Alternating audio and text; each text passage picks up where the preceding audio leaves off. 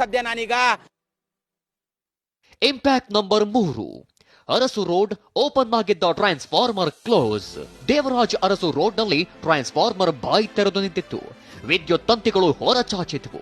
ಟಿವಿ9 report ಬಳಿಕ ಬೆಸ್ಕಾಂ ಅಧಿಕಾರಿಗಳು transformer box ಸರಿಪಡಿಸಿದ್ದಾರೆ.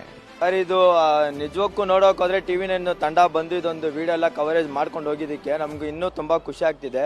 ಅನೇಕ ಪೋಲ್ಸ್ ಇನ್ನೂ ಇದ್ದಾವೆ, ಅದೆಲ್ಲ ಸ್ವಲ್ಪ ಇನ್ನೂ ಕವರ್ ಆದರೆ ಇಡೀ ಬೆಂಗಳೂರಲ್ಲೆಲ್ಲ ಮಾಡ್ಬೋದು. ಕಡೆ ಪುಲ್ಕೇಶಿ ನಗರ ಆಗಿರ್ಬೋದು, ಆಗ ಸರ್ವಜ್ಞ ನಗರ ಆಗಿರ್ಬೋದು, ಎರಡೂ ಕಡೆನೂ ಬೆಸ್ಕಾಂ ಅವ್ರು ಬಂದು ಅದು ಟೇಪ್ ಪ್ಯಾಚಿಂಗ್ ಮಾಡೋದಿರ್ಬೋದು.